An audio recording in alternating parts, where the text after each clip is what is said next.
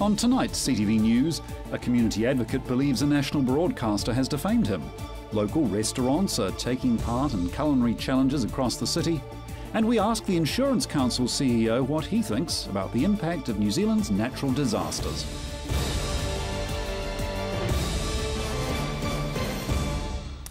This is CTV News. I'm Grant Mangan.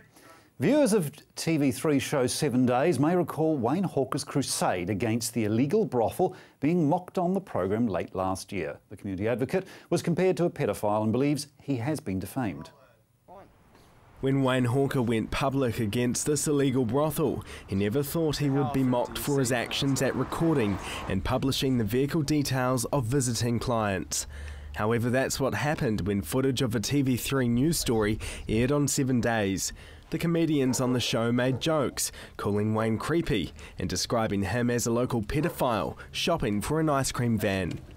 Wayne Hawker was horrified by the comments. To then allow them to, another branch of Media Works, to portray me as a local paedophile and everything, I think was absolutely disgusting. He complained to the Broadcasting Standards Authority, who found the 7 Days comments fair due to the comedy nature of the programme. The authority believed the tone of the comments indicated they were not intended as a personal attack.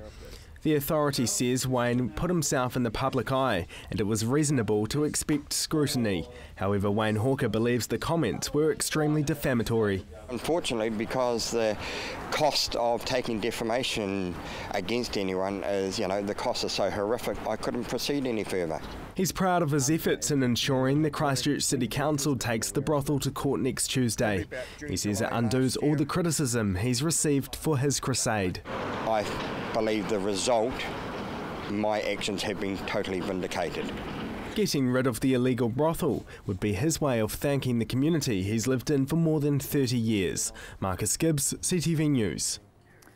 The first of the Rolleston Prison Refurbishment Project homes are ready for the tenants to move in. Out with the old and in with the new. 95% of Housing New Zealand homes were damaged by the earthquakes. These are the first batch of houses refurbished by local prisoners and community offenders. The $30 million project began last year as a joint initiative with the Department of Corrections and Housing New Zealand. When we launched the program 10 months ago, people said, they wouldn't be up to the work, they wouldn't have the skills, they wouldn't be able to do it to the specs. They've done a fine job, these are good houses. It's an absolute delight today to be with some tenants who are in pretty difficult housing situation, who have now got a warm, dry, safe home for them to move back into. More than 400 prisoners are working on the houses, either in carpentry, plastering or painting, giving the detainees a chance to be part of the local rebuild and into the outdoors. Corrections Minister Anne Tolley believes the project increases the offenders' chances of turning their lives around by training them with trade skills and qualifications. This is a second chance, really. Second chance for the houses, second chance for the prisoners who've learned some skills, and then a second chance for the homeowners who are coming in. So just everybody has won. The 4 two-bedroom homes were originally red zoned after the 2011 earthquakes. After undergoing extensive repairs, new carpets, kitchens and bathrooms, they're now warm and dry homes for people in need. What has meant more to me than anything today has been the opportunity to meet Deborah, the new tenant at this house. She's going to be moving in with her 9-year-old grandson next week, and to see the reaction for her to see her new home really brings home what it is that we come to work to do each day. Meet Deborah Cameron, a grandmother on the sickness benefit, caring for her 9-year-old autistic grandson who's been living in a cramped 1-bedroom home with 8 others. Her own place was damaged in the earthquakes. Hoping for a better life for her grandson, Deborah longed for a home comfortable and safe to live. It would be fantastic. I could be settled, Liam would be settled. It's impacting on him. He withdraws. Now Deborah is the first tenant for this housing development. Oh, you just don't understand. Nobody does. It's brilliant. I'm just so pleased, and I'm just so pleased. Excited, overwhelmed, happy. For this Christchurch woman, it's a dream come true. This is probably one of the first times in my life that I'm actually stuck for words. So, hey, it's just unbelievable. I just think it's just amazing. Deborah picks up the keys to her new home next week. The Rolleston Prison Construction Yards will continue to repair the remaining 146 houses over the next 5 years. Joelle Batista, CTV News. Local restaurants are taking up the challenge of making wild dishes, all in the hopes of taking out the top prize. Emma Cropper has the story. The wild, wacky and weird. Over 100 restaurants around New Zealand are taking part in the country's biggest food challenge. Canterbury's most adventurous chefs are going up against the rest of the country to make the wildest dish. CTV News joined the Grand Cafe kitchen to see exactly what goes into making one of these crazy dishes. Richard Hingston is the head chef. He's come up with a unique take on your typical Kiwi breakfast. Over here we've got our wild pork and rabbit sausages, which are all homemade here. And some pancetta, damper and mushrooms. We've got some quail eggs, which we're going to fry. Obviously for a hunter's breakfast you need some eggs in there, so we're going to use the quail eggs. Plus some apples and onions in need of slicing and dicing. Oh, she's a pro, look at it. Not as fast as the pro himself. I'd hoped I'd be better at peeling the mushrooms. Oh, am I doing this right? Just sort of peel it back and grab by the thumb. Yep. After cracking the quail eggs and preparing the sticky damper, that was the last thing needed before taking to the heat of the stove. Not like this. It's like stuck to my entire hands. Making wild rabbit, pork and black pudding sausages was another skill Richard's learnt, calling on the help of their resident butcher. And I said, look, you've got to show me how to make sausages. So we spent a couple of evenings down here making the sausages and learning how to tie them out. So these are the sausages that we've actually learned how to tie, so it's quite good. It's another skill for me to learn. Everything's been cooked at once. This dish takes just over 7 minutes to prepare. Generally, the more prep you have before the dish, actually the execution on the day is a lot easier. Which includes this wild take on baked beans. So what we've got in here is our beans. This is our take on baked beans, if you like. So it's a rich, chunky sort of tomato and onion compote with the cannellini beans in there. So an Italian white bean that we're using for that one. So we're just going to heat that one through. After dishing up the final masterpieces and eating it in a makeshift hut, the theme of the meal became obvious. We're into hunting in the kitchen. There's a lot of chefs that are like the outdoors, want to get outside. But when it comes to judging, how will this local team fare? The judges have their own mind and what they're looking for, etc., etc. So only one can tell when we get the phone call. Hopefully we will. It's the 17th year the competition has been running, and the final results of who takes out the final $15,000 prize will be decided at the end of the month. Emma Cropper, CTV News. The mammoth Westpac Business and Community Hub will now have a new lease of life. An empty tent big enough to fill 2/3 of a rugby field is what you see now, but not for long. What was once used as a workspace in the aftermath of the earthquakes, when many businesses lost their facilities, will soon be the home for the popular annual Easter camp. The locally based Graceworks Demolition and Recycling Company bought the unusual modular marquee and is selling it on to Canterbury Youth Services. The interdenominational youth camp is annually held at Christchurch's Spencer Park. Finding a structure big enough to hold over 4,500 teenagers has become a challenge. 106 youth groups from around the region will come together for a long weekend in the community hub to listen to live bands and speakers. Graceworks has spent the last fortnight stripping the marquee of the office infrastructure. The dismantling of the mammoth tent is expected to take another 5 to 7 days. Coming up, the second part of our interview with the Insurance Council CEO.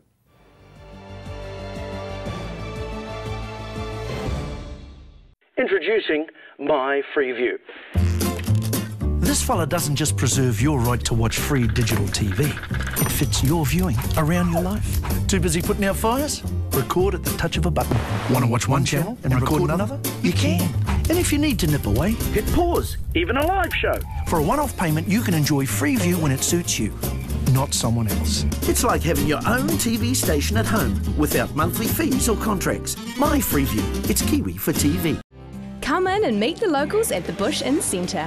Whether it's to grab a coffee on the go or to catch up with a friend over lunch or dinner, the Bush Inn Centre is the perfect place. With our unique range of shops, you'll find everything you're looking for and more. Our friendly locals are always happy to help. We have plenty of parking at the Bush Inn Centre, making your shopping experience just a little bit easier. So come in, meet the locals and shop Bush Inn. You'll find us on the corner of Riccarton and Waimari Roads. Pestrol has the latest technology that repels rats and mice and even helps control cockroaches, covers walls, ceilings and open spaces, combines electromagnetic, ultrasonic and ionic technologies. Harmless to pets and people, just plug it in. Order your Pestrol rodent-free today. Now $149.90 plus courier. Order within 20 minutes and get it courier free. Call 0800 88 88 44 or go to pestrol.co.nz. Have you seen something you like? You can purchase a copy of CTV's own shows so you can watch them again and again. So give us a call on 3777 033 and order a copy today.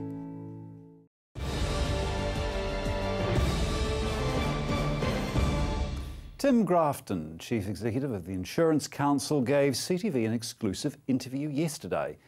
In the second part of our interview, I asked Tim how New Zealand's natural disasters were impacting on the insurance industry. Well, the floods in Northland, the other floods that we had last year was one of the most expensive years for storm damage in New Zealand. All of those actually pale into relative insignificance to the cost of the Canterbury earthquakes, where we're talking many billions rather than $100 and $200 million worth of damage. So it does mean that insurance is still there to meet those events, but we do say that with climate change there will be parts of New Zealand where people who are currently experiencing flooding may well experience more flooding in future. So we really need to start taking a long view, planning ahead with councils and the like, looking at adaptation measures to reduce those risks as we go forward. So that means that insurance can be affordable and available for everybody.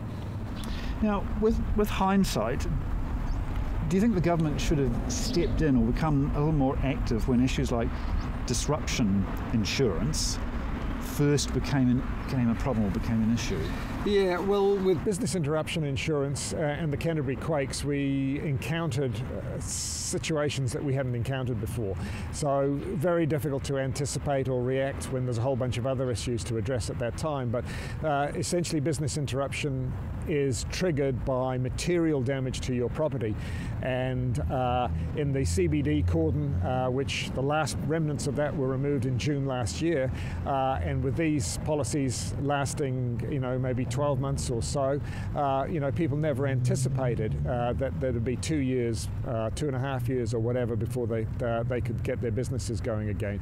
I think things have been learnt about it's not just material damage, but depopulation of tourism or educational students coming for educational services that affect your business as well. So I think there's been a bunch of learnings that have come out of Canterbury, and government did step in with some emergency payments post-quakes. We know that over $1 billion worth of business interruption was paid into the community that kept pay packets going, people still employed. So it certainly did have some beneficial effects, but not everybody takes out business interruption insurance, and you need to think carefully about what it needs to cover for your business and your type of business. Does the insurance industry have an end date in mind when you would like to see all of these claims actually settled so you can have a clean slate and move forward? Oh, look, we've pretty consistently said that we look towards the end of 2016 for all residential. There may be very few in dispute or unsettled at that stage, but by the end of 2016 we would expect to be pretty much there, and we will see some insurers pretty much settled through over the next 12 months and will have nothing on their books. Are you satisfied with the job that the insurance companies have done in the main post-quake? Yeah, I know it's easy almost 4 years after the 4th of September event to be saying, hey, how can you be satisfied that everything isn't settled by now? But when I think about the number of complexities, the sheer scale of what's happened, the multiple events, when we could actually start the rebuild, from our point of view, it was sometime in mid-2012 when the land had started to settle down sufficiently after the December 2011 quake. We had building guidelines, we had more clarification, geotech tests. So we're really sort of 2 years through a process rather than 4, though it's easy to look at 4 years. And for those reasons, you can always look back and say, yeah, we could have done things better, but when you're encountering something like this and problems that you've never encountered before and you've got to work out solutions, things maybe could have been done quicker, but I seriously think even if we'd done all things as efficiently as we could have done, we may have saved a few months, but we'd still be pretty much not a lot different from where we are today. What are the key things you think the insurance industry has learnt from the past 4 years? Well, there are a whole lot of learnings of how we and EQC need to, manage post-disaster better. Everybody in Christchurch will be aware about the multiple assessment processes that have taken place. We've made submissions on that to government. We await decisions on that.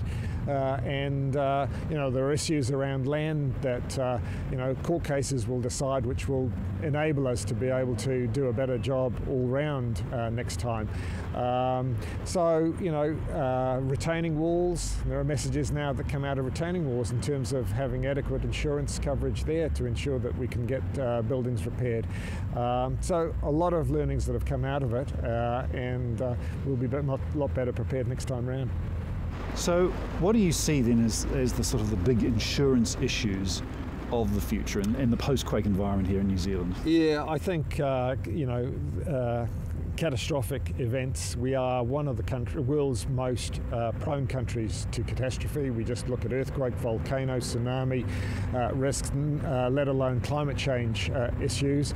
So I think we just need to be not just insurers, but as a country that is a lot more aware of the risks that we face, how we manage those risks, and the solutions that aren't always insurance solutions. And I was speaking there to Tim Grafton, the Chief Executive of the Insurance Council, in an exclusive interview that he gave to CTV when he was here in Christchurch yesterday. Well, still to come, we have the sport, traffic and weather updates.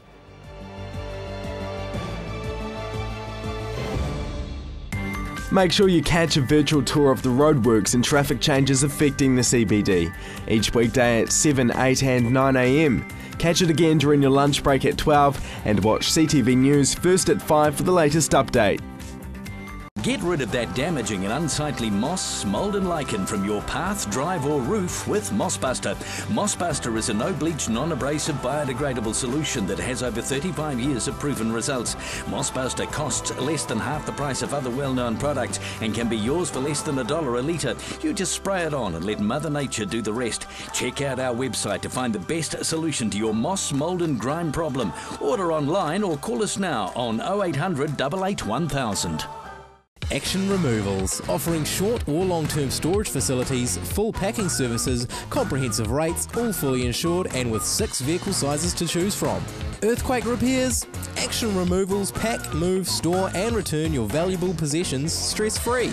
Action Removals, a family business that has been operating in Christchurch for over 10 years. Action Removals, your one-stop removal service on time, every time.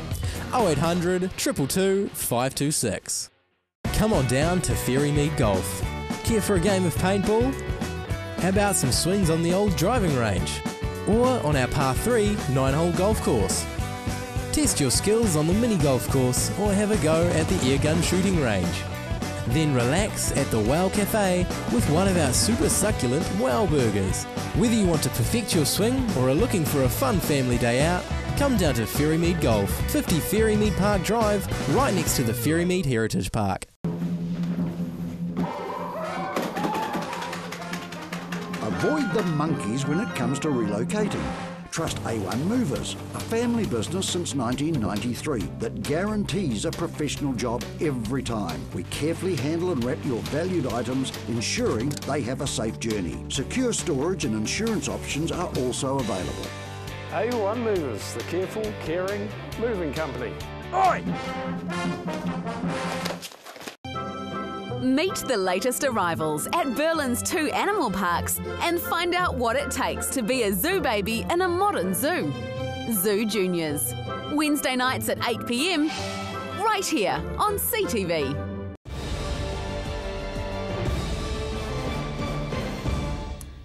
Here's Gordon with a preview of the upcoming weekend's sporting action.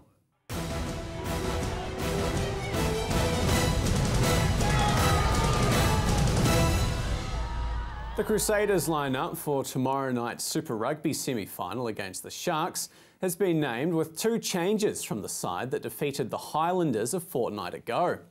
Richie McCaw makes his return to the starting lineup, coming in at number 6, with Jordan Tafua moving to the bench. The other change sees Corey Flynn take the starting role at hooker in his 150th Crusaders game. The team will be looking to improve on their display against the Sharks in the round robin after they failed to convert against a side that for a period of the game had just 13 players on the field. The winner of the match will meet the winner of the Waratahs and Brumbies, who square off in the All-Australian semi-final. If the Crusaders do get the win on Saturday, fans will then turn their attention to cheering on the Brumbies in the hope of a home final at AMI Stadium. Tomorrow night's match kicks off at 7:35. It's semi-final time on a local level as the Hawkins Trophy semi-finals take place this Saturday afternoon. New Brighton will look to take another step to defending their title when they host Sydenham, while the other semi-final sees Hawkins Cup winners and last year's trophy runners-up Lincoln University at home to High School Old Boys. Kashmir Technical's pursuit of back-to-back Chatham Cup titles takes them south to take on Dunedin Technical in Sunday's quarter-final knockout match. The team currently boast a healthy lead in the mainland Premier League, and they've been boosted by the signing of all-white Aaron Clapham midway through this season. Kashmir's opposition, Dunedin Technical, have a proud Chatham Cup record, being crowned champions on 3 occasions, most recently in 1999. The Canterbury Rugby League Championship will have 1 finalist confirmed this weekend when minor premiership winners, the Horsell Hornets, take on the Celebration Lions, who finished the season in 2nd spot. The winner of Saturday's match will go directly to the competition final, which takes place in a fortnight's time, while the loser of the match will meet the winner of Saturday's 3rd and 4th place eliminator match between the Linwood Keers and the Riccarton Knights. And finally tonight, the Press Cup continues this weekend with CTV's featured match between St Bede's and Rangiora at Mandeville Sports Ground. After going down to Christchurch Boys last weekend, Bede's will be looking to put together a good run late in the season as they try to make the top 4. Coverage of the match can be seen here on CTV at midday Sunday with a replay at 5:30. I'll see you on Monday for all of those results, as well as an update on Canterbury athletes who are in action at the Commonwealth Games.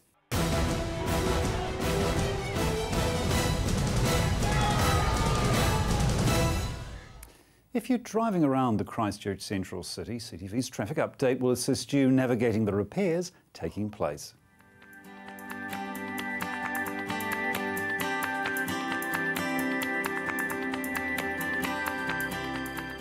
Hello travellers, to help you plan your journey around the Central City, here's some tips on how to get around this week.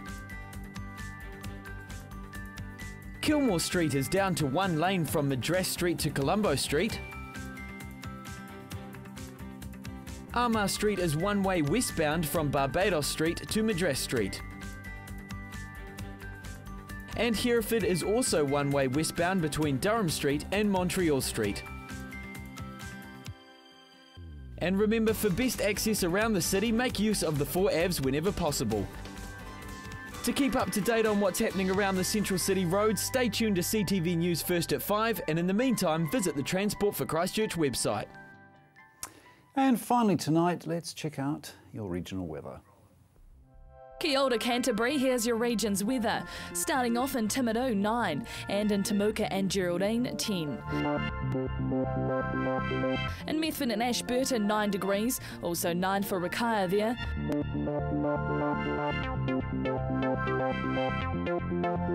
Darfield, Leaston and Ralston, hope you've been enjoying your Friday, 9 degrees.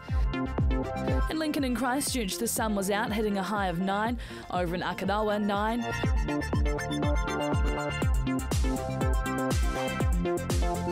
Crossing the Waimakadere River, Rangiora, Kaipui, and of course can't forget about Amberley, 9 today.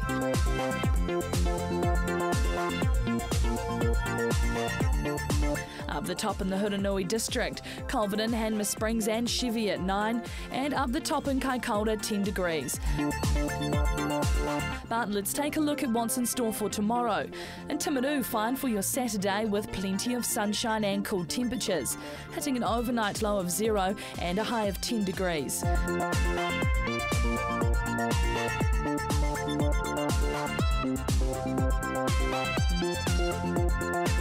In Ashburton, frosty mornings and nights ahead, but long sunny periods during the day with light southwesterly winds. A chilly overnight low of -1 and a high of 10 degrees.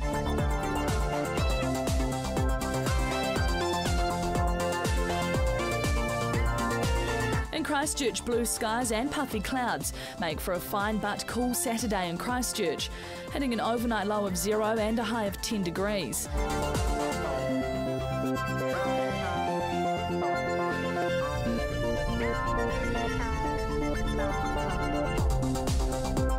In Kaikoura, fine for your Saturday with plenty of sunshine and cool temperatures. An overnight low of 0 and a high of 10 degrees.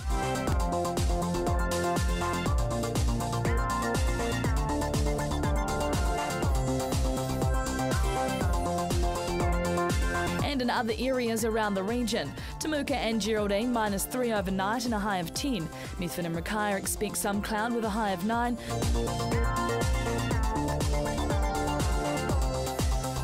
Darfield, Leaston, Ralston and Lincoln expect cloud with a high of 9. Over in Akarawa, fine with a high of 9.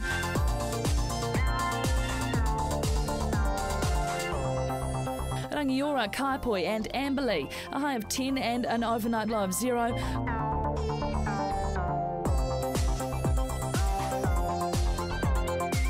Culverden, Hanmer Springs and Cheviot, -1 overnight with a high of 9 degrees. And looking ahead for what's in store for the rest of Canterbury. Sunny periods and scattered cloud on Sunday, with cool southwesterlies dying out. Do expect it to be frosty in the morning and at night. Fine from Monday to Wednesday with sunny periods and high cloud, as well as moderate north to northeasterly winds. Milder daytime temperatures can be expected as well. And strong gusty northwesterlies on Thursday with high cloud and mild temperatures. And that's all for your region's weather today. Keep safe and have a wonderful weekend. And that's CTV News for Friday and the week. A little reminder that on Sunday we resume our Sign Language News programmes. They screen at 9:30 a.m. and 9:30 p.m. I'm Grant Mangan. Good night.